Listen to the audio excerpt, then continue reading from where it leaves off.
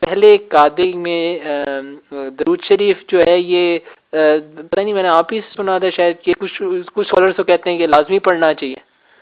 کچھ اس کے قائل ہے نا کہ لازمی پڑھنا چاہیے، جیسے امام شافعی وغیرہ وہ تو کہتے ہیں بیسک تھوڑا سا پڑھے، ضرور پڑھنا۔ ٹھیک ہے، امام محمد بھی قائل ہیں کہ پڑھنا چاہیے، ضروری نہیں مگر پڑھنا چاہیے اچھا سمجھتے۔ ہاں آپ بھی تو یہ کہتے ہیں نا کہ پڑھنا اچھا ہے۔ میں اب یہی کہتا ہوں کیونکہ میں نے تو پڑھا نا کہ ابن عمر اور حضرت عائشہ رضی اللہ عنہ یہ سارے لوگ دعائیں بھی کرتے تھے درمیانی قاعدے میں۔ اچھا،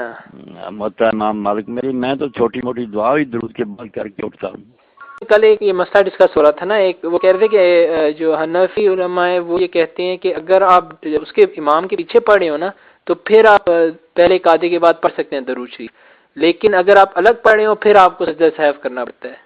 نہیں انہوں نے نہیں ٹھیک کہا، حنفی مسلک میں تو کسی کے لیے بھی نہ افطری کے لیے نہ اکیلے کے لیے، وہ تو کہتے پڑھنے نہیں نا۔ اچھا، یہ جو انہوں نے بتایا نا کہ اگر امام کے ساتھ پڑھ رہے ہیں، یہ بھی انہوں نے اپنی طرف سے کہا، حنفی کے کہتے۔ اچھا، اب حنفیوں میں اختلاف ہو گیا نا کہ کتنا پڑھنے سے سجدہ صاحب، کچھ تو کہتے ہیں کہ اللہم ہی نکل گیا تو پھر، ہاں، کچھ کہتے نہیں وعلی آل محمد یہاں تک پہنچا پھر، ہاں، کچھ کہتے ہیں نہ کہ حمید مجید تک گیا تو پھر، طرح طرح کی کیا سرائیاں اور باتیں ہیں، کیوں سجدہ صاحب لازم ہوگا وہی سمجھ نہیں آتی صحیح، کہ ذکر اور دعا سے بھی سجدہ صاحب لازم ہوتا۔ یہ ابن حزم نے جو اس پر لکھے نا اور اقوال دیے ہیں صحابہ تابعین کے کہ کوئی سجدہ صاحب نہیں پڑھنے سے بے سبحان ربی العظیم کی بجائے یا اعلیٰ پڑھ لے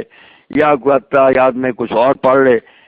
صرف سجدہ صاحب پڑھے گا جب رکعت ایک زیادہ ہو جائے گی یا کم ہو جائے گی، یا جہاں تشہد نہیں بیٹھنا وہاں بیٹھ کر پڑھ لیا، یا جہاں بیٹھنا لٹ گیا۔ یہ دو ہی صورتیں ہیں کہ یا قاعدہ چھوٹ گیا یا زائد ہو گیا،